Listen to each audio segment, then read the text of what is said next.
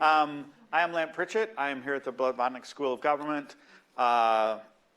And one of the things I'm doing here is running a large research project on basic education and how basic education systems can become more effective at promoting learning. So I'm super happy to host this book talk by Brian Levy. Levy? How do you? Either, okay. My wife says Levy. My parents said Levy. Okay. Then I'll just alternate. Who I have known for a very long time and has been truly one of the most influential, subtle, and important development thinkers generally about a range of topics, all of which circle around governance and how countries come to be well-governed, both with respect to industries as with respect to services. And so this is really masterwork bringing together decades of thought. I have already actually read it, so I'm actually looking forward to see how he describes what he's doing. And so Brian claims he's going to talk for 30 minutes.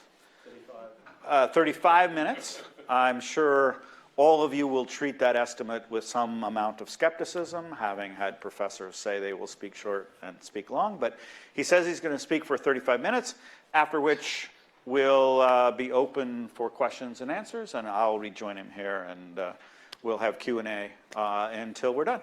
Okay, so Brian. Great, thank you, Lant. It's a pleasure to be here. Thank you for inviting me. I also want to acknowledge and thank the editor of the book, Adam Swallow, who has been important in the development of the book. Adam's across the road, I discovered, at the OUP offices. So I have multiple goals in a talk with limited time. My first goal is to contribute to the discourse on education, and particularly the challenge of the disconnect between huge gains in access of education, but huge problems in terms of improving learning outcomes. So that's one goal. My second goal is to apply to a particular sector, namely the field sector of education, an approach to thinking about the relationship between governance and development, which I have been exploring for the last 10 to 15 years. And this book, as Lant mentioned, is an effort to try to bring that together in the context of a particular sector. My third goal is to do this in the context of a case study, a very particular case study, the case study of South Africa, a place with which I have deep ties. I've lived my first 20 years there. I spent part of each year as the academic director of the Mandela School of Public Governance there, and a place where the challenge of inclusion is front and center in the development agenda, and improving basic education is absolutely critical to addressing it. So those are the three goals. Time is short, so let me begin. Quickly, just to give you stage setting, on the first, access versus quality, as I'm sure many of you are familiar with, remarkably, the ambitious goals of the Millennium Development Goal, universal access to basic education, has largely been reached. If you look at the data, you can see there that the percentage of kids of the relevant age that were in primary school in the 1970s was in the regions of 50 to 70% in South Asia and in Africa. And in 2010, both of them were in excess of 100% gross enrollment. On the other hand, and this is just a small fraction of data which we can see from all over the world, there are these extraordinary lags in quality. As a subtitle of Lant's really important book, The Rebirth of Education, put it, schooling ain't learning. Kids go to school, they can spend 5, 6, 7 years at school, and they come out of school and they've not achieved basic literacy. And you can measure that in a variety of ways. I've just flagged some of them for you there. That's the first preliminary. My second preliminary is this. How many of you are familiar with the 2018 World Development Report on learning? Just a few. Now, this is from that 2018 World Development Report, and it does something really important for those of us who are interested in the relationship between governance and service provision. What it does is, you see in the three concentric circles, at the center, it puts the core goal. The goal is learning, not access, but learning. Access as well, of course. In the middle circle, you have a series of proximate causes of why learning may or may not happen. And people who specialize in education really focus in depth on these proximate causes. Are learners prepared when they come to school? What's the quality of teachers? What's the quality of school management and the quality of school inputs? There's a huge amount of research on all of those.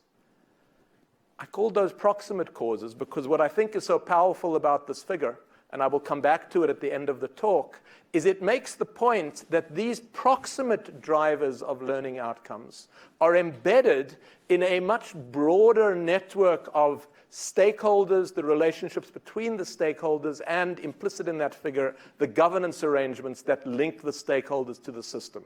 So what I'm going to be doing in this talk is I'm not going to be focusing on those proximate causes, central as they are.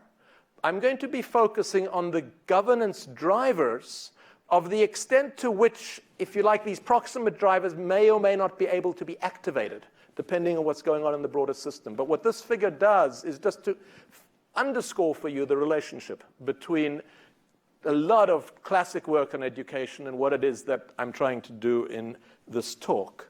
My third preliminary is to bring you into the South Africa context. One of the things that has become evident to me in trying to describe apartheid South Africa, and I could go on for hours on this topic, but one way to describe apartheid South Africa is it was a social democracy for whites.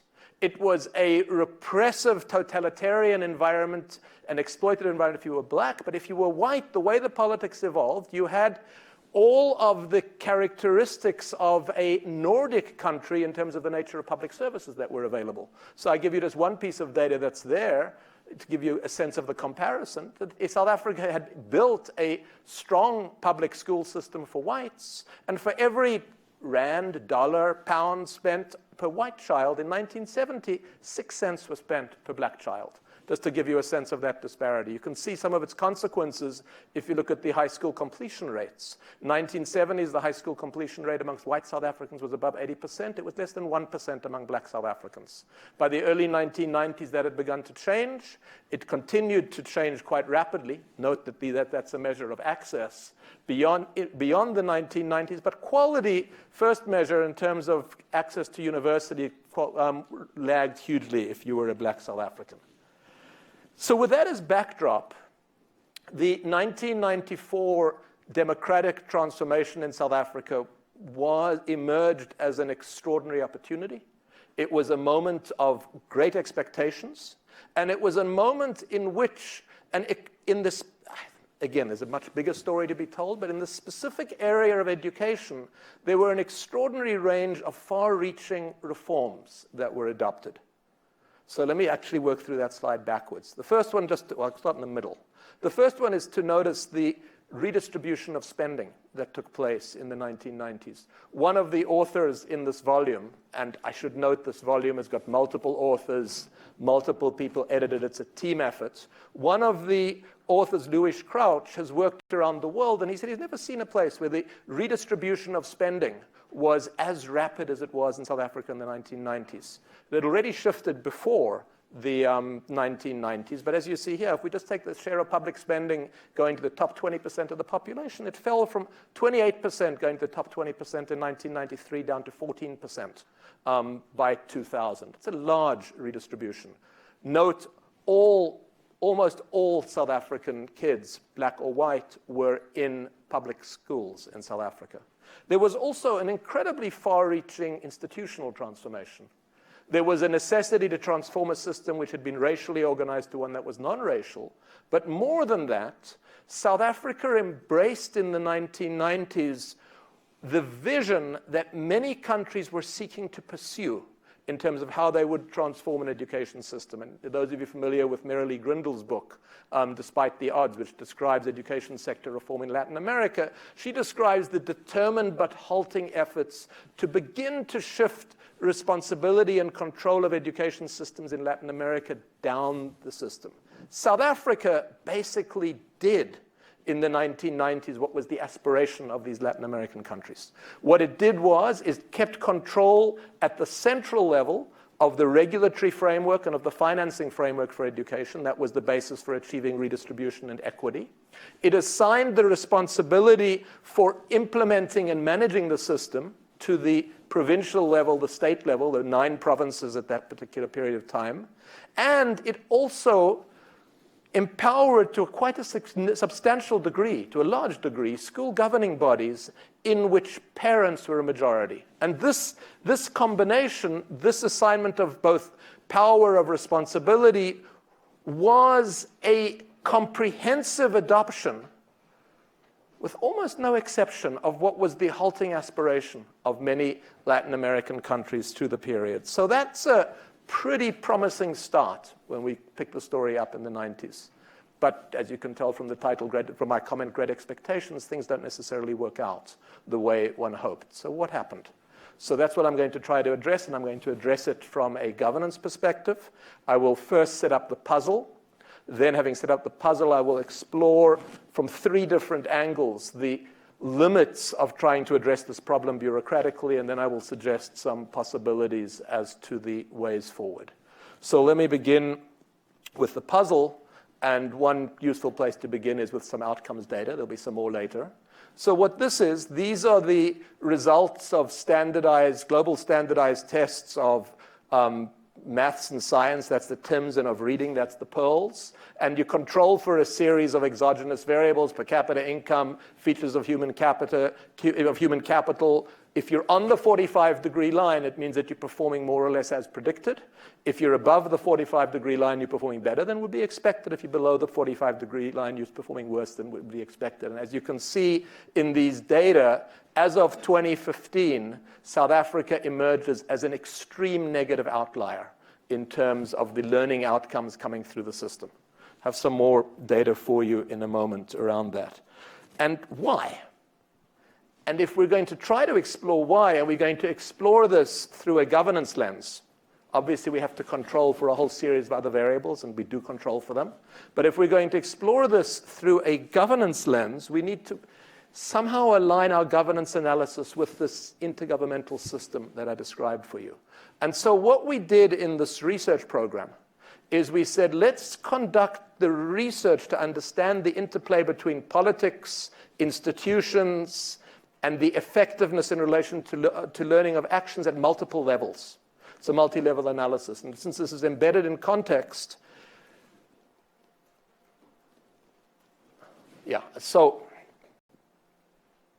step back a moment. My earlier work has been very preoccupied with this distinction between best practices as ways of doing development, that there's one right way to do something, and approaches to thinking about development which take context seriously. And if you're going to take context seriously, then what is achievable, what is a good fit, will vary depending upon the incentives and constraints that come to you from other parts of the political economy system. And that's what this is capturing. If you want to understand how your national education policy making works, it's not in this picture, you want to have as a backdrop the national political context. Then if you want to understand your provinces, you need to think about the national and the provincial level political context. If you want to understand your provincial level education bureaucracy, and I'm going to focus quite a lot on the provincial level, you need to understand the provincial political context within which those bureaucracies are embedded, and similarly, schools are embedded within that. So if we're going to come to grips with the governance dimensions of learning and why learning outcomes are as they are, we need to address this through these multiple levels, and we need to see the relationship between those levels. Because I only have 35 minutes left, what's there, I'm going to skip a level. So I'm not going to focus at all on the national level. I'll be happy to take some questions for those of you that would like to. There are 2 chapters in the book that do focus on the national level. I'm going to focus on the provincial level. And I'm going to use as my fulcrum, if you like, my point of departure for doing this, I'm going to use one particular province, which is the Western Cape of South Africa. And the Western Cape province, I guess, are there any other, I left South Africa 40 years ago, but any other South Africans in the room? Okay, so I will choose my words a little carefully. Let's just say that in the Western Cape province, there is a high degree of confidence among some of its political leaders that they can do things really well, and that the government that took power in the Western Cape in 2009, it happened to be the opposition party, the Democratic Alliance. And keep in mind, this is a province with a per capita income provincially of about $15,000 in a world which makes it a middle-income country. It described its goal as being the best-run regional government in the world, which is interesting. But having noted that, what I think is striking is that when we then visited, there's a chapter in the book that looks at the Western Cape Education Department and how it's run. When we visited the Western Cape Education Department, myself and my co-author on that, a fellow called Robert Cameron, who's been studying public administration and bureaucracies in South Africa for many, many years, it was indeed a quite impressive bureaucracy. It was a bureaucracy where it had all the features you're seeing. I'll come back to the right-hand column later. They had strong continuity in the leadership. Over a 20-year period, there were 3 senior bureaucratic officials that ran that department, so it was not back and forth with leadership. Its lines of hierarchical authority were well-defined. It had clear separation between political functions and bureaucratic functions, and the bureaucratic realm could function as a semi-autonomous realm. It tightly managed its financial and human resources, and it had an extraordinarily impressive online set of arrangements for tracking performance, tracking learners, rolling and monitored school improvement plans, tools which were being used for implementation. So it really was, in that sense, an interesting place as a benchmark. The Western Cape perceives itself and its strengths, especially when it compares itself in relation to other South African provinces. And what this does, this is the South African presidency has it's done this a few times. This is 2012, 2013. It takes a set of 31 key performance indicators. It looked at public agencies, departments at national level, at provincial level across the country. It rates the agencies against those key performance indicators, where level 3 means fully compliant, level 2 means not quite compliant, level 1 disaster, level 4 more than fully compliant, 100% there. The national presidency, of course, is not under opposition control in South Africa, so we can view this as a genuinely impartial look in terms of bureaucratic quality. And what you see is the Western Cape indeed emerges as a well-run bureaucracy. 80% of those key performance indicators, it's either fully or better in compliance with. Contrast it with the second province that I'm going to focus in on, which is the Eastern Cape, where 60% are way short of compliance. So measured through, and important, this is not measuring learning outcomes. This is measuring through management systems bureaucracy. The Western Cape Education Department, by all of these accounts, is quite impressive. Measured through outcomes, the circumstances in some ways more interesting. What these data are from the Southern Africa Consortium on Monitoring Education Quality, their 2007 results. And this is done across Southern and Eastern Africa, and it's done with a sufficiently large sample that you can separate by province. And if you compare the Western Cape's performance on these learning outcomes data with the Eastern Cape and with South Africa as a whole, it still looks pretty good. But then something really interesting happens if you start comparing the Western Cape with other African countries, and here I have the data on Kenya. You will see that if you take the greater Nairobi area of Kenya, which is the best comparator with the Western Cape, Kenya scores significantly better. Kenya as a whole scores significantly better than the Western Cape in the 25th percentile. And all of this is notwithstanding the reality that Kenya's per capita income and resources are about 1/5 of what is available in South Africa. And so now of course, sitting in this room, you're going to say, sure, but what about the other variables? Chapter 6 of the book. Chapter 6 of the book is a very careful econometric analysis using the SACMEC data, which has got a lot of right-hand side descriptive variables. And what it does is it asks the question, it takes an education production function. Learning outcomes are a function of a large number of other variables. And it says, let's put them all in there and let's do pooled estimates of this regression, where we pool the Western Cape with the Eastern Cape in one pooled estimate, and another one we pool the Western Cape with Kenya.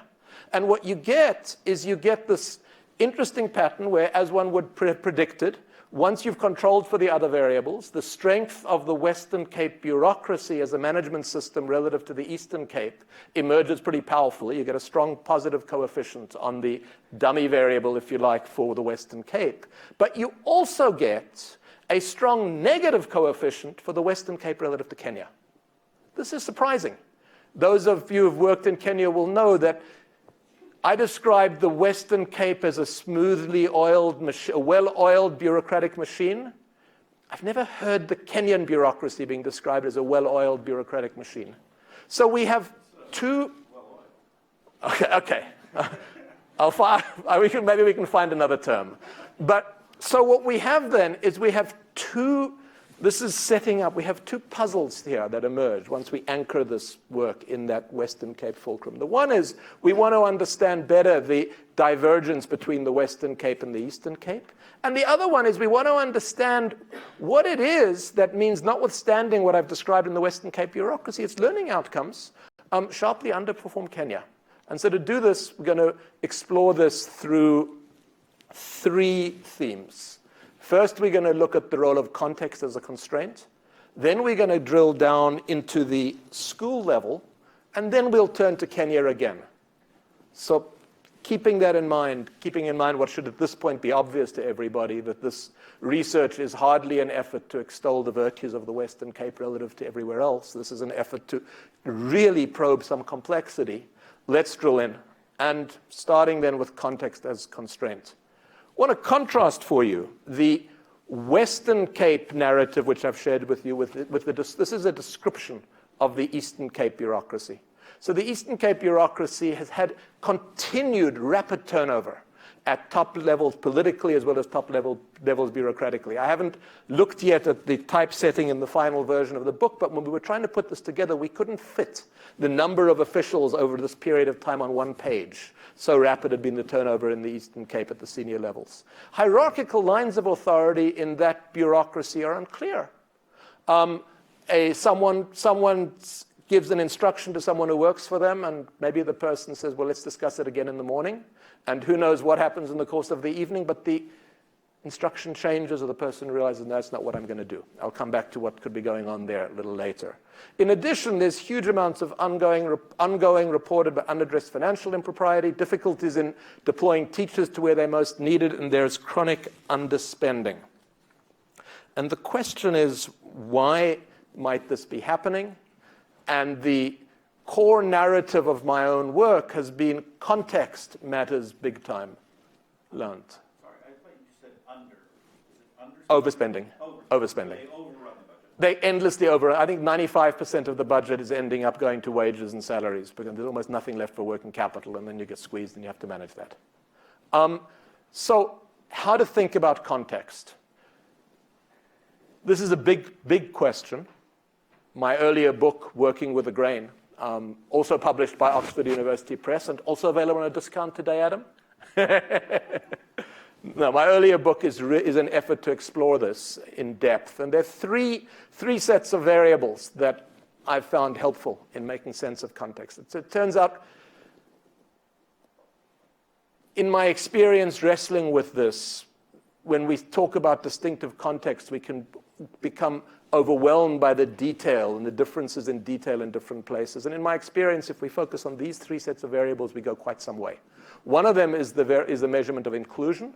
And you can think of that as is the underlying social base of decision-making, is it broad or is it narrow? The second one, I'll describe, it's political, but I mean this in a particular way here, is power organized hierarchically through a principal-agent hierarchical logic, or is power diffused in a more multi-principal or multipolar way? Notice that both inclusion and that view of hierarchy versus diffusion, you can think of them as continuous variables. They're not just 0, 1. And then the third variable that we can ask is I'm going to frame it as the inherited institutions, the institutional backdrop within which decision-making happens. Are the institutions impersonal in the way they function? Are they rules? or, as someone put it in a book not long ago, is the institutional basis for reaching agreement deals. Was the book called Rules versus Deals, Lant, or is that the... Mm-hmm. And it's Pritchett and Sen. Yeah, deals and development. But these are distinctions, and each of these are three distinct, if you like, continuous variables which one can use to map. And as you see in this picture, I'm not going to go through all the details now, as you see in this slide, across each of these three dimensions, the Western Cape and the Eastern Cape are starkly different from one another in the contexts, the broader political context within which those bureaucracies are functioning. So how does context translate into bureaucratic performance? I'm going to flag 4 causal mechanisms that you can find in the literature and use them to illustrate the difference between these two provinces. The first one is the literature signals the size of the middle class. The weight of the middle class is important in the degree to which there's demand-side pressure for performance on bureaucracies to deliver. In the case of the Western Cape, a per capita income which is more than, I think, close to treble the Eastern Cape's. It's 50% higher than the per capita income nationally, and the Eastern Cape's 50% lower. The Western Cape has a relatively large middle class. The Eastern Cape population, by contrast, is overwhelmingly poor. So the middle class size is minuscule. Second difference between the two provinces is in the competitiveness of elections. This is due to a combination of history and ethnicity. In the Western Cape, about 40% of the population has been a swing vote that's moved back and forth between the ANC and opposition parties. It has a very particular history associated with that population that has created a swing vote, that kind of swing vote. In the Eastern Cape, by contrast, the Eastern Cape was, in a sense, the place where the ANC was born, where most of the famous ANC leaders, early ANC leaders, Nelson Mandela, Thabo Mbeki, Oliver Tambo are from the Eastern Cape. So the Eastern Cape has been an ANC home and base. Until 2015, the ANC never got less than 70% of the vote. So we have two, for reasons that are tied to these background variables I flagged, we have two demand-side variables which work in completely opposite directions in the Western Cape and in the Eastern Cape. We also have two supply-side variables which work completely differently in the Western Cape and the Eastern Cape. Let me take the one that I've called there the inherited institutional legacy. So the Western Cape's legacy from apartheid, when you put together the various elements to create the Western Cape province, there's some complexity, but there wasn't much complexity. By and large, what the Western Cape did was it assembled two reasonably well-functioning Weberian bureaucracies, plus a small extra bit into a single bureaucracy which functioned from day one reasonably smoothly. The Eastern Cape, by contrast, was created out of an amalgam of 3 different dysfunctional units. There were 2 during the apartheid era created Bantustans, which were areas where, in a sense, which were, quote, self-governed, unquote, and the governance around those was profoundly patronage-based and personalized. And when the Eastern Cape province was created, it combines 2 different patronage networks with one another, with very little alliance with each other, plus another piece of what was left over from formerly, quote, white South Africa into a bureaucracy, which is essentially a patronage fragmented bureaucracy. Now, all of this matters. There's work by Phil Kiefer and Stuti Kamani, which argues that political promises to compete around the quality of services are only credible if the bureaucracy can credibly say we're going to deliver them. In the Western Cape, this is my third causal mechanism, the Western Cape bureaucracy can credibly deliver. So when politicians say we're going to deliver services of type A and services of type B, it's a credible debate. The Eastern Cape bureaucracy is a bureaucracy which cannot credibly deliver because of the way it's put together and because of its inherited institutions. And this is compounded by the fact that, so you have the single dominant party in the Eastern Cape, but that single dominant party is an umbrella. Because when the Eastern Cape is created, large numbers of the Bantustan actors of the patronage networks became ANC members of convenience. So you have a dominant party, but it's a dominant party which is not a coherent party in terms of decision making. So you put these four elements together, and you can see that what you get in the Western Cape is a context which is supportive of relatively high-functioning bureaucracy. What you get in the Eastern Cape is an almost perfect storm of dysfunction. And critically, for the purposes of this, we can ignore that's just a way of summarizing what the Eastern Cape bureaucracy looks like. Critically, when you add all this together, this bureaucratic dysfunction is deeply rooted in the political, institutional, social, and economic history I've described for you, and thus enormously difficult to change. And one of the strengths of this from a research point of view is that the technocrats in central government in South Africa decided they would try to change it. They were so frustrated by how the Eastern Cape was functioning that they basically took the bureaucracy over under receivership. They took it over and said, we're going to run it from the center. And after 4 years, that effort to run it from the center just disappears without a trace, because the regional politics that were playing out were so potent that there was nothing that could be done from that point of view. So that's my first causal theme for you. When we want to understand how bureaucracies function, what the prospects are for reform, context matters hugely. Framework for analyzing context is a constraint. Then we drill down into the school level, next part of the research. And here we get some interesting surprises and some interesting silver linings. And when I begin, keep in mind that I'm trying to explain two features of the Western Cape. The one, which we've somewhat explained, why is it outperforming relative to the Eastern Cape? The other one is, why is it underperforming despite all these strengths relative to Kenya? And it turns out there that the school level research is very, very revealing. So what did we do at the school level? Basically what we did, this was very micro research, not large data, large numbers of observations, but trying to tease out causal mechanisms of how governance actually plays out at a school level. We had 4 schools in each of the Western Cape and the Eastern Cape. All 8 schools were in lower income communities.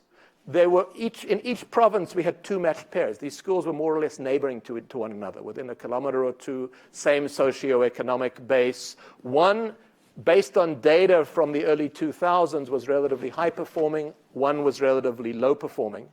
And of particular interest, and this was just research luck from our point of view, all of them went through a succession of school leadership.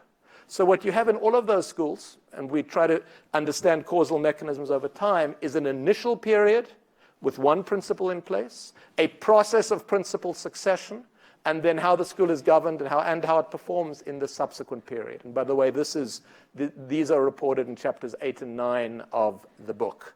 So let me give you, this is what we discovered in the Eastern Cape, and this was particularly sobering for researchers whose interest is in, if you like, that middle circle of the WDR. The data that you're seeing here are data from a standardized test of learning outcomes at the school level over time, undertaken by the Western Cape Education Department. The selection of matched pairs of schools was these School 1 and School 2 that were chosen because they were high-performing schools. And so what we see in both of them is we see a common pattern of leadership during that high-performing period in both of these schools. We see strong, charismatic school principals through their charisma, their force of personality, backed by the rules and the support of the Western Cape Education Department. They produce strong learning outcomes. And there's some marvelous anecdotes, which I don't have time for, as to how they use this top-down leadership and the rules to get learning outcomes. But then what happens? One of the features of this way of leading a school is that with all of the authority concentrated in the person of the school principal, the broader networks and institutions of participatory support in the school are allowed to atrophy. And when those principals exit, what you end up with in both of those two schools is conflict, dysfunction, and the downward spiral in results that you see here. And this is described in depth for both of those schools. And so that the subtitle here, Seeing Like a State. What this captures, I think, very nicely, that's James Scott's classic book, Seeing Like a State. What this captures very nicely is that Bureaucracies can see and do some things well, but there's other things which they can't see and do well. So when it comes time for principal succession, where, given the institutional arrangements, the local level dynamics matter, the bureaucracies are sort of clueless. You can walk into the school, it can look like, using another phrase from Michael Woolcock and co-authors, it can look like a high-performing process, but actually it's isomorphic mimicry. It's going through the motions, but there's an underlying game and narrative of power which is operating. And in both of those schools, the reality that we observe is because of the way the school had been governed in the first period, things fall apart. Contrast that, and I need to qualify my contrast, because remember that the Eastern Cape on average performs worse than the Western Cape. Contrast that, there was only one school of the 8 schools that we looked at which went through a process of relatively strong performance in the first period, an effective process of principal succession, strong performance in the second period. It was a school in the Eastern Cape. It was a school which had built in from the first a culture of inclusive participatory governance in the school, built by that school principal. When that school principal leaves, that set of institutional arrangements holds the school effectively into succession, and it continues. Just to give you, I can't resist one anecdote. I know my 35 minutes is stretching. I can't resist one anecdote here. How does the school function? Well, this is a quote from one of the interviews in chapter 9. So when a new teacher is brought into the school, the principal calls a staff meeting, invites all the staff together, invites the teacher, introduces the teacher, and then says, and this is the quote, says, well, in this school we're a family, we're a school in which we don't have conflict, and if we do have any conflict going forward, we will know it's because of you, because this has never happened before. And that's one version, but there's a rich array of mechanisms for building and holding community that are described in that school. There's another case, which I won't get into now, which is another Eastern Cape example of where dysfunction had taken root, but it's turned around through stakeholders, through the engagement of parents and the broader community in the face of opposition from the bureaucracy. Contrast this with the South African. Let me just skip the slide. I don't have time for that one. So now let me. Okay, I won't skip the slide. What I will say is this. If you think about the two stories that sets of stories I've just told you, I've described for you a hierarchy and its limits, even when it works. I've described for you the contexts in which hierarchies don't work and can't work because of the politics. And I've described for you the silver lining of participatory governance at the school level. Notwithstanding all of this, the South African approach to education sector reform has been preoccupied with how can we improve hierarchy. There was a report written in 2003 which said we've created this institutional framework. We need to find ways of energizing it so it works for low-income schools, not just in rich schools. It got shelved. The Western Cape Education Department, which said we're going to create the world's best regional government, one of their first moves was to more or less sharply narrow the scope for NGOs to participate at the school level. There was a report that came out a year or two ago which was looking at dilemmas of governance at the school level. And there are many, as you can tell from my anecdotes, there are many different kinds of dilemmas and many different sources of misgovernance that vary from context to context. The only proposal that came out strongly out of that was let's eliminate the role of school governing bodies. That will solve our governance problems. So it's a context which is preoccupied with hierarchy as the necessary and the sufficient way of addressing problems, notwithstanding what I've just described from the school level. So now let me move on and come to my third example of the limits of bureaucratic reform, and that's this Kenya result. And just to reaffirm for you how striking Kenya is. It's not just in relation to the Western Cape. This is the same kind of data I described for you before. If we look at Kenya's actual performance relative to its expected performance, holding other variables constant on those 2007 SACMAC data, Kenya emerges as a striking positive outlier. Kenya produces very, very strikingly positive learning outcomes, and the question is why? So I've done a little bit of work in Kenya, but not in Kenyan education, but I probed through various networks, people who'd worked intensively in Kenya, and one of them, a fellow by the name of Ben Piper, who has lived in Nairobi for 10 years. He works with RTI. He's a global guru on education improvement. He offered the following. He said, what Kenya has, which is distinctive, is first what it has is it has a Kenya Certificate of Primary Education. It's a certificate, it's a standardized test in which school results are reported community by community, and it's a way of judging how well schools perform. So Kenya has that. It was introduced in the early 80s by Daniel Arap Moi, which is interesting, but there it is. But then what happens in Kenya? What happens in Kenya is when a school does well, the principal gets a parade in the community. When a school does badly, the community forces the principal out. And this is very striking. And it became interesting then to explore, where did this come from? So I teach part of the year at SAIS, School of International Studies at Johns Hopkins. I had in one of my courses, I had some of my SAIS students do some work on some of the deeper historical roots of this pattern in Kenya. And what emerges quite powerfully, it's captured well through the person of Jomo Kenyatta. So Jomo Kenyatta, you will all know, I'm sure, was the first president of Kenya in 1964, but his history is really fascinating. Jomo Kenyatta was a school teacher. He was a school teacher. In the 1920s, as part of its own early anti-colonial struggle and in opposition to mission schools, Kenyans started something called the Indigenous Schools Movement.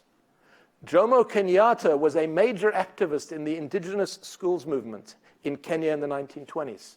He goes into exile. He spends 15 years in Europe. When he comes back in the late 1940s, he comes back to Kenya as the principal of the Teachers Training College of that same independent schools movement, which he had been part of 20 years earlier. When he becomes, Kenya's national motto is Harambee, let's pull together. Where did that come from? It came through in the roots in this kind of indigenous struggle, deeply rooted in part in the education system. Indeed, one of Jomo Kenyatta's first acts is to establish a commission to ask, how can we put education at the center of what it means to be a proudly independent nation and citizens of a proudly independent nation? And so Harambee, rooted, as you can see in this narrative, and it's a deep, deep contrast with the South African story of hierarchy that I shared with you. Harambee, let's pull together, is a 50-year process, which we see evident in Ben Piper's quote. And so there you see this critical contrast, the contrast between Kenya, the idea, the idea of all for education, as opposed to education for all, is a powerful countervailing force in the face of what we know about Kenya, political fragmentation, political patronage, bureaucratic rigidity, versus South Africa's preoccupation with hierarchy, which is deeply rooted in a society which, from the 1650s to the 1830s, is a slave society in the Western Cape. From the 1830s to the 1980s is an apartheid society, is a patriarchal society, and when the ANC in exile comes to govern, it brings with it the strongly top-down hierarchical approaches to governance that it had cultivated in exile. So this contrast is really striking between these two places. And anyone who's spent time in the Western Cape will recognize this deep, deep sense of top-down hierarchy as the way in which problems are addressed. So let me now, in my last few minutes, talk about ways forward. I'm going to talk about the ways forward in three parts, but I'm going to anchor my discussion of these ways forward in, again, the 2018 World Development Report. Give me just a second.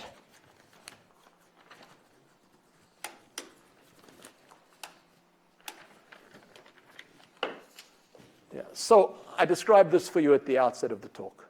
What is interesting once you move further is once you recognize that there are multiple stakeholders that hold an education system for good or ill, then it immediately follows that you're in an incredibly complex world of interdependence in terms of understanding what happens, why it happens, and how you might affect change.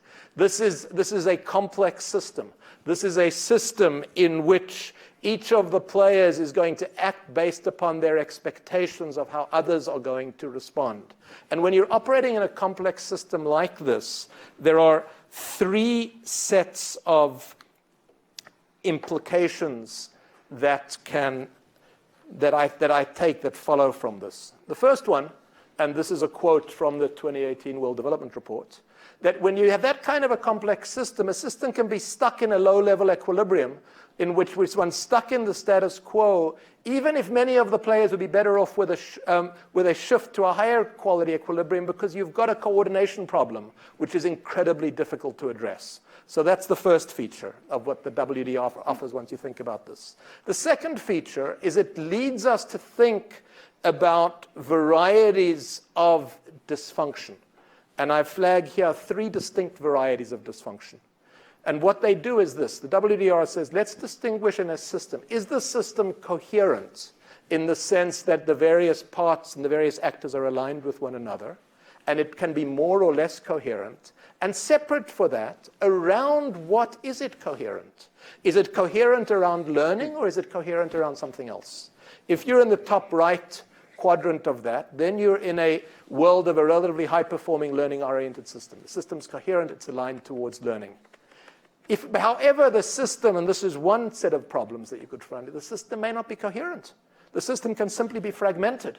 So that's one form of dysfunction. Or if it is coherent, it can be coherent around things other than learning. It can be coherent around patronage. What's the function of the system? It's to support the consolidation and the maintenance of political power. Or it can be coherent around bureaucracy and process compliance as an end in itself. It can be a system where all the actors, I mean, this is not trivial in many settings where good governance is defined as following the rules. It can be a system where all the actors are preoccupied with following the rules rather than what's the outcome to be achieved. And so we can use this to think about ways forward. And to do that, I'm just going to open it up a little bit. Because the dilemma with this is that things are either good or they're bad, and there's nothing in between. And so I'm going to offer us, just by sleight of hand, sleight of mouse click and PowerPoint, some in-betweens, where we can describe the four cells that I had earlier as the endpoints in systems that actually can be more or less. And we can then ask the question, how do you get entry points for change in those different contexts? And here, let me start with this context, the one that we sort of looked at already. It's the Eastern Cape. So the Eastern Cape is the context where the political and institutional context that we've described constrains the scope for bureaucratic improvement. That solid black line is signaling this is a world where the option of saying, let's get the bureaucracy working better is not available because of the nature of the politics. What do we learn, and what can you do in that environment? That's a world where you can strengthen islands of effectiveness. It's a world where the way forward is not to try to change the system, but to try to open up space for participatory governance, to empower at the local level actors whose energies and commitments are developmental rather than predatory.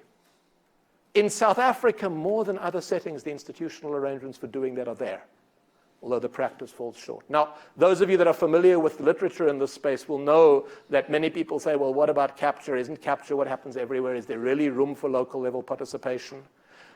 What I can say from the case studies that I saw is that this is not preordained. In each of those narratives, how governance plays out at the school level, it's contingent and it's cumulative. What I can say more broadly is this, that the debate that we tend to have in this space is a debate which is really around the distribution between the relative weight of developmental and predatory actors. If you're in a world, and I dare say this would be the world of some Indian villages that are deeply trapped in the caste system, if you're in a world where power is overwhelmingly on one side of the scale, then efforts to shift it aren't going to achieve much for you. Because if you shift that bottom distribution a little bit to the right, it's not going to change the fraction of schools that are more developmental. If, on the other hand, you're in a world where the distribution of power is much more spread in terms of the balance, then you're in a world where relatively moderate efforts, creative efforts to tilt the balance between developmental and predatory actors can change the performance of a significant fraction of schools. This research that we've done can't answer which world of those one's in, but it certainly, from the narratives we have, gives me more confidence that we're not in that part of the bottom world, and we're in a world that is somewhere in between, maybe looks more like that normal distribution. So that's my first comment on entry points. Now my second one. What can we actually achieve by working in the bureaucracy and with the bureaucracy? And here I have, as a prelude to this, when we ask the question of the bureaucracy, I want us to keep this in mind. If we think about the story I told in the Western Cape versus Kenya, one of the ways that we can capture that Western Cape-Kenya story is like this. The Western Cape as a context is much more coherent in its functioning than Kenya, although its coherence is around process compliance. Kenya, though less coherent, is much more learning-oriented given the nature of the history and the dynamics that I described for you. And we see from the comparison that I offered that there's no evidence at all that you'd rather be in the bottom right than in the middle. In fact, the evidence goes somewhat the different directions. So with that in mind, what can we say about bureaucracy? I think we can say 4 things. I'm going to point to them here. The first one we've already said, which is that if you're in the world where context can constrain options for improvement, you focus on islands of effectiveness. Then there's a second one, which is here. If the politics changes, and you're able, because the politics changes, to strengthen bureaucracy some, it's worth doing it. You're better off with a bureaucracy that is capable of deploying teachers to the right place, building infrastructure, getting textbooks to the right place, than one that can't do any of those things. So that's the second point to note. It's okay. It's good. If you can get some gains in this direction here, great. If you're in, and I put this, this is a heuristic, but if you're above this line in terms of alignment, if you're well enough aligned to learning, I think of all of this as, if you like, the sweet spot for learning improvement, where you can have continuous bureaucratic improvement. Lant and I both worked at the World Bank. The interplay between our public administration staff and our education staff can really work nicely if you're in that top right corner, because you can get some synergies going. You can get continuous improvement through the bureaucracies. But there's also the risk. And it's the risk that I described for the Western Cape, and it's a risk which some students of mine with other work have done. I've seen in Morocco. One sees it in Malaysia. One sees it in many places. There's the risk of the black hole of process compliance, where your system is tightly locked in, and it's tightly locked in around process, not patronage necessarily, but around process, not around learning. And that leads one to the question, as a critical question, how does one unlock a system of education that is locked in to highly coherent, locked into process compliance? So and I think the heart of that, taking what we've seen in that Kenya-Western Cape comparison, is this. First, you can't unlock a system locked into process compliance with more process compliance. You know, saying, well, we haven't figured out quite the right way to put performance management systems into the bureaucracy yet, but next time we will, is not a useful focus, but it happens all the time. Against that, we have the Kenyan narrative, where we see that outperformance is underpinned by a shared idea, the value of learning. And then we've got the inspiration from this framework in the WDR, which says if you're going to unlock a low-level equilibrium, you need somehow to collectively realign across multiple stakeholders.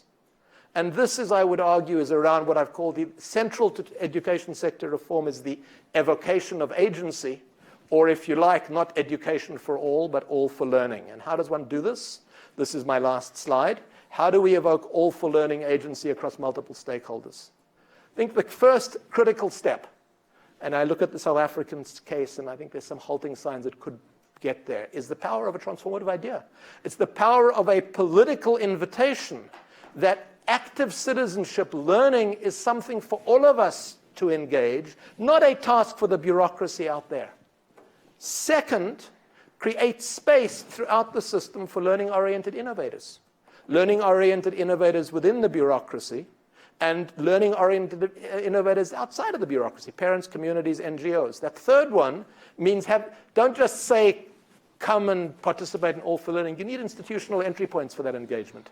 Institutional arrangements for participatory governance, which are present in the South Africa case, and proactive support for developmental actors at the local level. And finally, you need some means of knowing whether learning is happening. You need some means of separating school and learning. So measurement, as everyone who works in education knows, measurement is helpful and transparency in that measurement is helpful. And so to end in the spirit of two pictures being worth 1,000 words, what you want to do is you want to move from a world which is trapped in patronage and process compliance, where each of the various actors are acting in ways that are part of a low-level equilibrium, but it's a low-level equilibrium that is not supportive of learning. It is supportive of other agendas that those actors are comfortable with, to a world which is much more harmonious, much more aligned around learning, a world, if you like, where here we have a complementary alignment of actors with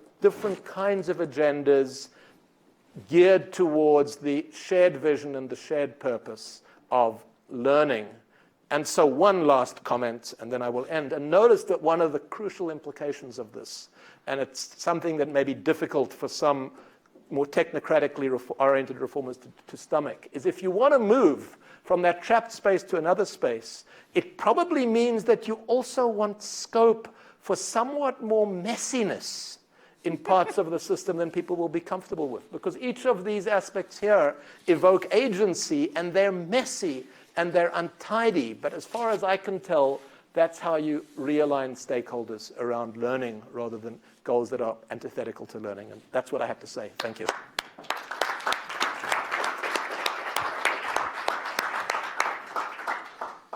Okay, you want to come? Sure, We'll pretend this is a talk show.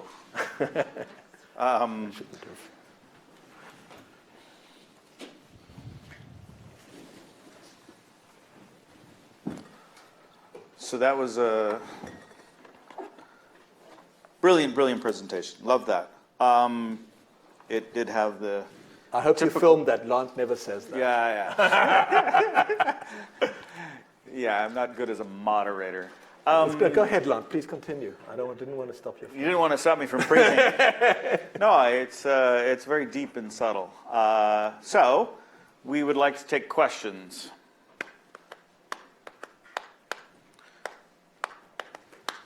Okay. Why don't we start? I'm going to take questions 3 at a time. And I'm going to ration the South Africans into bunches. So why don't we take 1, 2, 3 as the first 3 questions, and then we'll come back to you in the next round. Okay?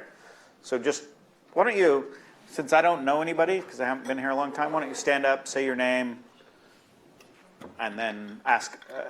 And we're hoping this isn't, I was just at a conference in another country where the structure was speakers and then informal speakers who would give long speeches without question marks at the end.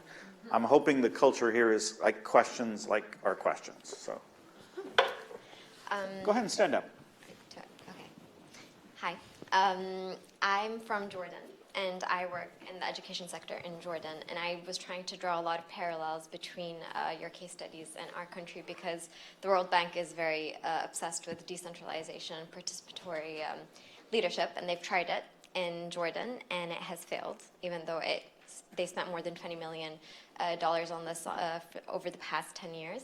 And the reason why it didn't work is because Jordan is it's a tribal, like it's based on a tribal system. So you have tribes governing the different governorates. And so my question is, I felt like I didn't get the how part. I know you said ways forward, but how do you tackle the issue of mindset? You said, okay, we need to create more entry points, but the entry points have been created. There has been training around like how to manage a school, how to come up with a development plan, and it has failed because of the tribal culture. And you provided the example of, there's a caste system, like how do you shift those dynamics? But I don't feel like I got the how out of the talk, so if you can, it's a how. Right. No, just when you say tribal, because the tribal in some sense is the opposite of a caste system. No, I meant like what I was talking about in the sense that, you know, there are cultural differences across contexts that you need to think about. I mean, Right, but just, but, and again, there's tribal can mean that there's a community, they share a common identity together, but not with anyone else. But within the tribe, there's relatively democratic, participatory decision-making. You see that that's the opposite of caste, right? Caste means all people living in the same village are hierarchically structured amongst themselves and don't have a communal sense. So when you say tribal, do you mean there is a communal sense? Or by tribal, do you mean there's a strong kind of leader and everybody else is powerless? So we have multiple tribes, and so there is a power dynamic across the country between different tribes. Right. And so, I mean, some of the issues that we would find is that, like, there will be a power struggle within the same governorate. Right. With same set of schools, but it's like one tribe against it. But inside the tribes, what is it? It's not, so I mean, there would be inside a community, but different tribes, so different communities against one another. Jeez, it's not like the caste system. It's definitely not like the caste Okay. system. But what I was referring to the cultural differences across countries might influence the way in which the ways forward proposed would actually be implemented. Right. I'll pick up that later. Okay. Next question.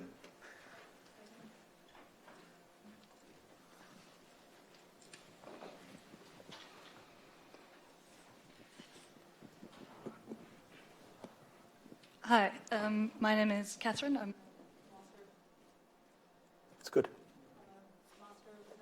Mm-hmm. Yeah, it's good.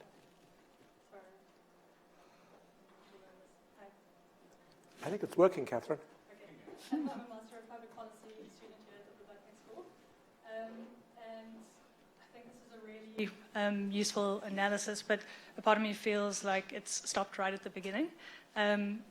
Because I see particularly the last slide that lists the different actors involved and how they should shift their approach or their mindset. But given the context of the South African system, where does that come from? Where does the shift in the mindset initiate from? And I say this thinking that at least two of those groupings have often acted as bad faith actors in the system, and that may be because they're locked into certain relationships with government or with other institutions, but it definitely hasn't been an easy flow between the various actors. So is there a specific recommendation from where that shift stems from, or is this something that needs to happen organically across multiple actors?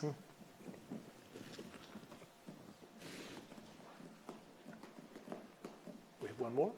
Yeah.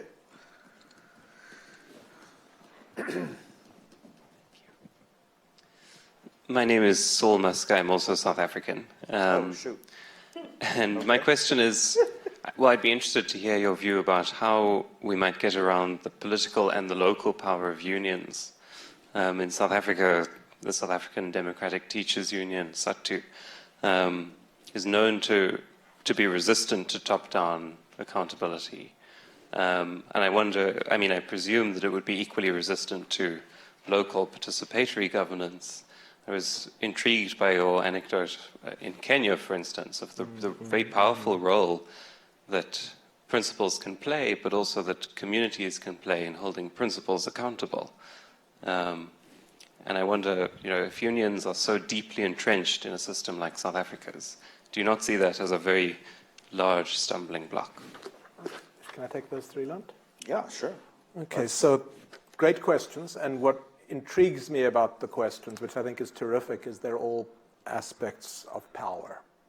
Let me take the Jordan one first. What you said, we've tried participatory governance in Jordan, it hasn't worked, how to handle the issues of mindset. Before I would conclude that the issue is mindset, I would ask a different question, which is what's the nature of the actual power dynamics at the site where participation is happening? Because one may discover that what one is calling mindset is if one looks more closely about power and power dynamics. And if you remember the slide that I had up there with the different distributions, that was a slide suggesting, and I don't know Jordan, so I can't comment where Jordan would fit in that different contexts have got different kinds of power dynamics operating. And in some cases, those power dynamics are so tilted in one direction you can't do much. In others, they're more fluid. There was a really interesting one of our case studies of a Western Cape school. Well, I haven't got time. Can I tell a story, Lant? Okay, I'm going to tell it. Was that a yes? We have till 5:30, so. Okay. Can I tell a story? Yeah. It's a fascinating story. It was one of our Western Cape schools. It was the school which was chosen because it was a relatively low performer. And we'd written up the case, working with colleagues, and the case basically said, the story in this case was, oh, what a sad story. Lovely principal, worked closely with the community, but didn't do the kinds of things that education sector professionals think the school should be done, and that's why the school was rated as a low performer. And if I showed you the data, you would see that the test score results in the early 2000s were low. Then I did the work in the Eastern Cape with a colleague and came back with these narratives on rural participation. And then I said, let's go back and reread the interviews and what we'd found in that first school. And we discovered something quite striking, which you can see in the data. After 2 years of poor performance, because the school was so deeply embedded in the community, the principal reached out to the community and said, we need to turn this around together. They worked together. It was parents, it was community, it was principal, and the test scores in that school rose sharply within 2 years.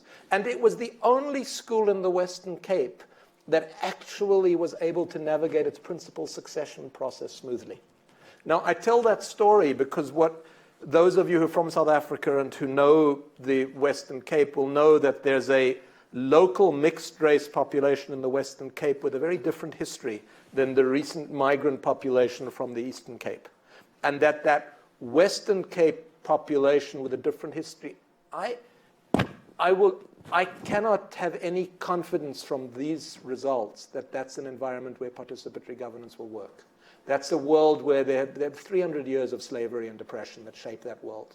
But in a different context, and then bringing it into there, I did see something different happening. So all I can say is first, look at power, and second, experiment. I'm aware of some NGOs working in the Western Cape who claim fantastic results in terms of changing power dynamics at the school level. I've tried to support some. This isn't an environment that has embraced that support. But that combination, look more closely at power, be more open to experiment, is my comment on the first question. On Catherine's question, where might change come from? You know, what's interesting, chapter 10 of the book probes a little bit in the history of the ideas of hierarchy and of participation and of delivery. And if one goes back to the mid-1990s in South Africa, in the mid-1990s in South Africa, the 1980s, there was a mass civic movement called the United Democratic Front, which mobilized and activated across the range of civil society. Cyril Ramaphosa, the current president, was part of that within the union movement. They put out a reconstruction and development program in 1994, which was filled with participation as a way forward. And for a variety of reasons, by 1996, it was politically shut down, and a hierarchical exile culture trumped it over the next period. Indeed, Jacob Zuma was the head of intelligence, underground intelligence of the ANC in exile. In Cyril Ramaphosa's first speech as the president of the country, it was his State of the Nation address, he made reference to a song by the great jazz musician Hugh Masekela, Tuma Mina, Send Me. And he was making reference to a counter-narrative and a counter-tradition in the South African context, which is participatory. So if you think about, at a broad level, how do you unlock this locked-in equilibrium? You have to unlock it from the bottom up and the top down. The bottom up is the kind of participatory governance I'm describing. The top down is a new invitation in the society, an invitation that, in that song sense, this is something for us all. And as I understand and read South Africa, I don't think we know, I think we just have to look at almost any place in the world today. We have many narratives and many stories in our heads. Which narrative and which story becomes dominant is shaped contingently by the times. South Africa made some choices post-1994 that privileged variants of an hierarchical story. But there's another one too. And so it's both ends of that. And that brings me to the third issue, the role of the unions. Yes, indeed, if you read chapter 3 of the book, the unions are very resistant to top-down performance management. However, we found something really, really surprising when we did our case studies. We had expected to find unions capturing all these posts and all these positions in schools, and we looked for it, but it's not what we found. What we found was something much more ambiguous, much messier, and one of the, he wrote a forward in here, but we quote him, a fellow called Nick Taylor, who has been one of the leading people in South Africa working on education from a variety of angles. There's this really fascinating quote from him. He said, when I began my work on education, I expected that the problem was going to be the unions. What I discovered was, and he was working in government as well, what I discovered was that was wrong. The problem was when there was a vacuum. Where there was a vacuum of institutions, it was filled by negative actors, including more predatory action on the part of the unions. In the Western Cape, when we probed, the Western Cape had a strong industrial relations management process. So when you look at what's happening at the school level there, I have an anecdote. This is a great one. I can't resist this one. So this is a school, and this is an example of how top-down can work with unions. Principal of one of the high-performing schools, early period. There's a post being advertised. The post is for a music teacher, and it's also a senior post in the school. And the local union head thinks, this is a fantastic job. It's a nice, cushy job. I think I'm going to get it for myself. So the process, because of the way the rules are set up, you appoint a selection committee. It involves parents, it involves observers from the bureaucracy, it involves staff. And so then they're interviewing multiple candidates. The process of shortlisting is a very objective, careful process. And then the union leader walks in. And he comes in very confidently. He comes in with the treasurer of the union. He sits down for the job, and he sees in front of himself, he sees a sheet of music and a recorder.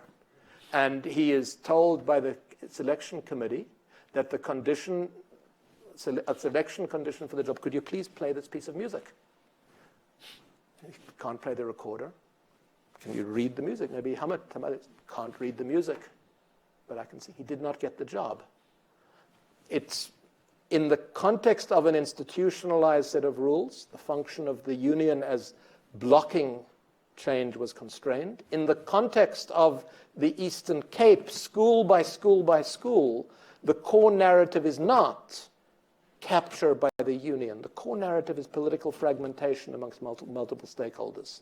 And the comfort that I take from the cases is this one that says support for developmentally oriented participatory governance at the school level.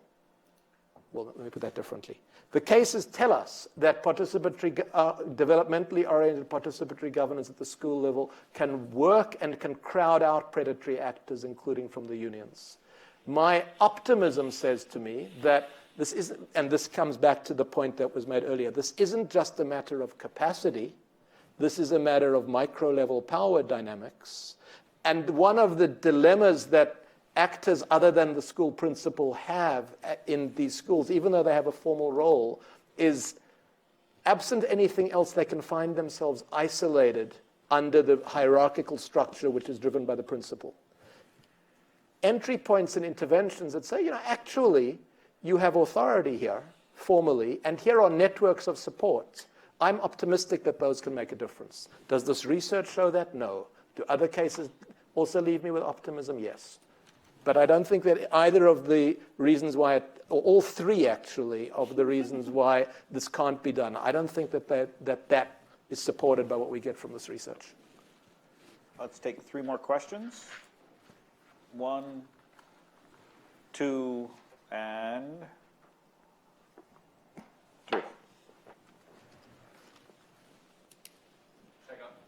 No, she's going to go because she's got the microphone. Hi, I'm Abigail. I'm from the Eastern Cape. So your presentation is focused heavily on provincial leadership and school leadership, and that's supported by your interpretation of where the important differences are between the Western Cape and the Eastern Cape. Now, my fear is that someone reading this, particularly skimming it, they'll take away that the problem is just with people and not with resources. And this kind of feeds into this very common narrative in South Africa that we spend so much on our education compared to other countries, and that we spend too much on education. And my fear is that this is a flaw in your comparison at core of the Western Cape and the Eastern Cape that erases that the Western Cape, because of its racial demographics, also has far more Model C schools than the Eastern Cape. Decades of disproportionate funding and infrastructure that has accumulated to the extent that you can definitely have far more functioning schools in the Western Cape than in the Eastern Cape.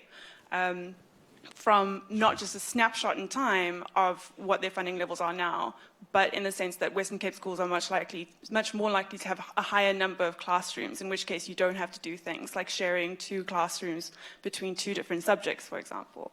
So, and similarly, Kenya was independent for decades before South Africa, and so it didn't have this apartheid skewing and lumping of funding. So doesn't your methodology sort of support this fallacy that you can run a functional school within a dilapidated building, and that budget size is irrelevant, and because the Eastern Province is so dysfunctional that their school budgets don't matter? And does this also not support academicization, academicization, if that's a verb, or charter schools in order to circumvent these issues of leadership? Can I pick up that one immediately, if I may? Why would you? Okay. No, I won't. Okay. Here, well, let's go in that order since he's close. Hi, my name's Owen. I'm a graduate student here. I guess... They're okay. recording you. Oh, it's okay. part of your grade. Great. I'll put on my Even though speaking you're voice not enrolled public. here, but Sorry about that. still, it's part of your grade. Hey, thanks for the presentation. I found a lot of the analysis very compelling. I guess in terms of the causal, kind of went some of the causal explanations about the relative underperformance and overperformance, somewhat similar, but I think like a really direct one is just literally the legacy of apartheid. And I think that there's some really interesting data if you look at like Tim's results. They actually did samples where they tested the teachers on the results. And what's really interesting about South Africa is it scores like almost perfectly. You match teacher knowledge to student achievement. And so if you just think about this in a lot of cases, as soon as you start measuring the entire population as opposed to a subset, sure, there's teacher programs, but a lot of times you're kind of just dealing with the average human capital of your population.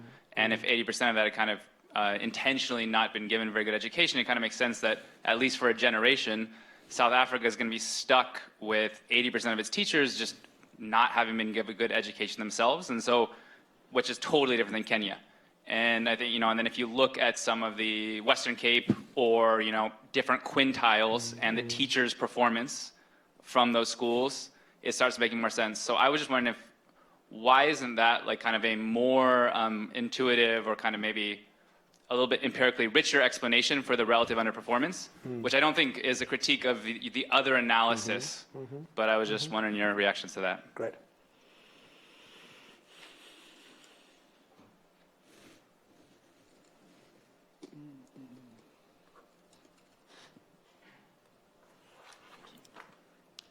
Hello, my name is Josh. I want to ask about the role of ideas. When you were making your comparison between South Africa and Kenya, the mobilization of ideas about national identity seemed to play the crucial role. I wonder, what scope do you see for that happening in a country like South Africa? It strikes me that the historical accidents of Kenyatta being a teacher are not kind of sufficient. Julius Nyerere in Tanzania, for example, and perhaps not even necessary given suitable interpretation of kind of tradition. I'm sure some positive kind of ideas can be, fashioned as it were for that purpose. So yeah, I just want to ask about the conditions for successfully doing that. Excellent. So, let me start with the middle one, on teacher and teacher testing. Well, actually, I'm going to start with ideas because I'm going to ask Lant to come in after my other two. So let me pick up on the issue. I mean, for myself, the question of ideas and how ideas shape and how ideas transmit has emerged fresh for me. My training is as an economist. As an economist, I got interested in institutions. I got interested in politics. Ideas as something independent, or economist language, different utility functions and how they shape that. That wasn't a focus of mine. But it has emerged fresh for me as something which I think is critical. What has brought it to the front and center for me, in all honesty, has been living in the United States these last 3 years and watching the rapidity with which reigning ideas in a society can shift. This is a space in which I want to do a great deal more work. But I think that the path of which, I don't think it's the case that there's just one idea and everyone's stuck with it. I think it's the case that there are, inside our heads and inside our societies, there are multiple ideas. And the question is, which ideas get privileged at certain points in time? Which ideas are encouraged to surface and incubate and grow, and which ideas are rendered non-acceptable in society? And I've watched the United States in the last 3 years make an astonishing shift in that direction. I mean, I think if you take a place like Yugoslavia and you watched how one set of ideas transmuted into another, I don't think it's the right interpretation of places. I could take Germany. I don't think it's the right interpretation to say there's the real idea and then there's the other one. I think these ideas are all brewing, and how they play out depends, and partly it's contingent. When I read South African history in the mid-1990s, and I was quite involved from an unusual angle there, I don't think it was necessarily the case that a technocratic top-down view would dominate and squeeze out a more participatory vision. Now, it is a leap to get from saying that and from having Cyril Ramaphosa quote a song called Tumamina in his State of the Nation address to saying that the reigning ideas can shift. But I do think that in the world that we're living in today, and this is not just in South Africa, the question of how ideas shift and how one can somehow override ideas of anger, domination, and rage with ideas of hope and inclusion is absolutely central to us, and I don't think it's locked in. I've watched it change, so that's on that one. On the other two, they're variants on a theme.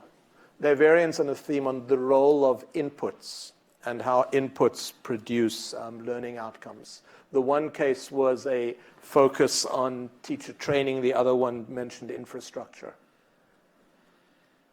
So one of the surprises when we did our comparison of South Africa and Kenya is because the SACMEC data are very, very rich, and they include data on teacher skills and teacher education. If I'm not mistaken, I'm not certain whether they actually include the results of teacher performance on standardized tests in the SACMEC data. They do. They do.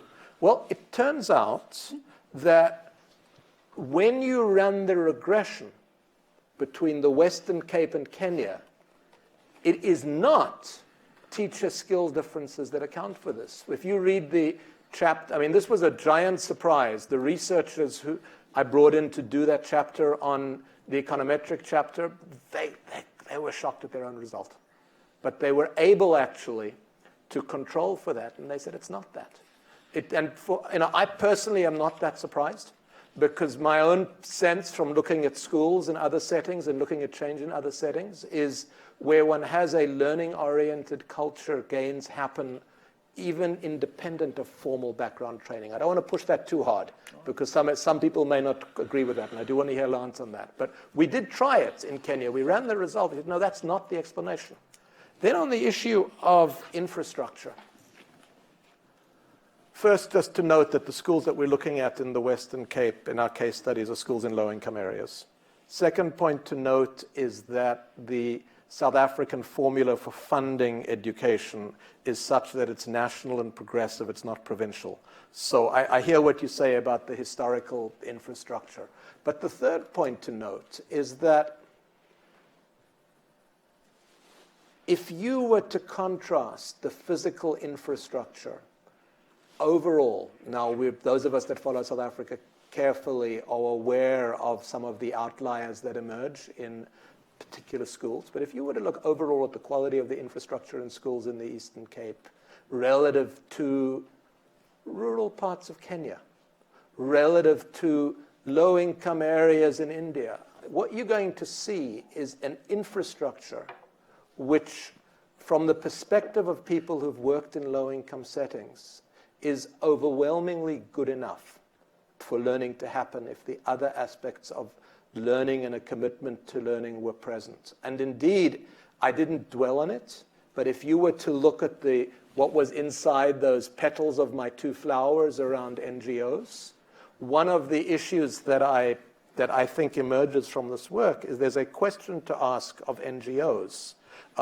Why the focus on, and I want to say one other thing first. I wasn't comfortable with your description of people, because people implies it's the people rather than the governance dynamics and the institutions and the history. I'm clear, nowhere in this book do we discuss charter schools. I'm clear from a political perspective in the South African case that I am not supportive of efforts that are underway in some parts of South Africa to support charter schools. And my reason is very clear. My reason is that if one's going to move towards an all-for-learning vision of trying to get the system forward, you cannot get there by beginning with confrontation. And you know South Africa as well. We will know that the moment anything of private participation of schools is even breathed into this place, confrontation takes hold and the opportunity of a shared agenda stops. And what South Africa has, which is incredibly unusual, it has a set of institutional arrangements in place now that empower participatory governance of schools. And so it seems, frankly, to me, based on, Lant, I want you to comment on the teacher skills as well as the infrastructure. Yeah. It seems, frankly, to me, that what we know from the rest of the world about good enough infrastructure and what we know on the data on teacher skills is that an agenda that focuses on those rather than focuses on what would it take to support learning is an agenda which is the same as the agenda of trying more coherence through top-down bureaucracy to solve the problem. You know, we know the definition of insanity, right? You're trying the same thing again and again and again and thinking you're going to get a different result the next time. And I dare say that a preoccupation with some of the technical inputs into education, when they are good enough, not when they are perfect, but when they are good enough, is part of the problem rather than part of the solution. Lant, I don't know what you're going to say to that. Just on your question, like when he shows this result, it's conditioning on teacher learning. But the teacher tested, I think Yeah. it was more teacher achievement rather than their credentialing. Yeah. So Rather than what? No, the actual teacher achievement. Yeah, so like how they did the test, that was controlled for. Yeah. Yeah. So, I mean, maybe it worked, maybe it didn't work, but it's not been ignored. So again, this differential of 0.89 and negative 0.4 is conditional on testing the teacher for their math knowledge and correcting for that. Lant, do you want to comment on the infrastructure issue? Not really. But you've written a whole book about it, so you can't just leave me hanging out there on my own. No, I mean, I don't want to comment on it because it's going to, but by and large, just you have a very hard time in any empirical work showing that beyond certain really terrible outcomes, infrastructure matters much. So, I mean, there's been hundreds of empirical studies all around the world, and just as a determinant of whether or not students learn, infrastructure just is almost never that important. I mean, I wish we'd ended with the ideas theme because and I think which is why I would come back to and be more about the idea of being able to educate every child, and the idea that every child can be educated, and the idea that performance is important, et cetera, et cetera.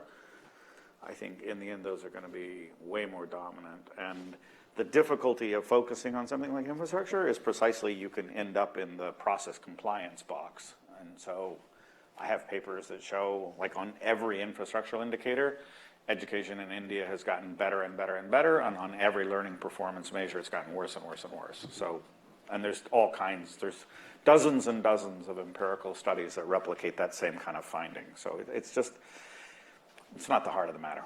And, I mean, I do want to say in relation to NGO involvement in this space, what an extraordinary opportunity there is for NGOs that want to engage in supportive learning to leverage an existing set of institutional arrangements. You know, if one was in Latin America in the 1990s, you know, the press to try to empower parents in relation to schools was a struggle which had to be fought and wrestled with and won or not won. In South Africa, it was done and won. But it has not been the focus. How can one leverage that to get better outcomes because of a preoccupation with top-down visions of how one gets outcomes? And there's such a, it's the other part of why I don't go to the charter school. There's such a low-hanging fruit to make a difference there. Okay, we promised people we would end by 5:30, and we only took 10 minutes of their life away from them. Overall, I think it was a super productive investment for everyone to be here. So thank you very much for coming. And there are copies of the book available for £30, which I bought one since I downloaded it, but then it's just printed on paper and it doesn't have. It's also available for free to be downloaded. So it's not a commercial thing because you can buy it if you want, but you can get it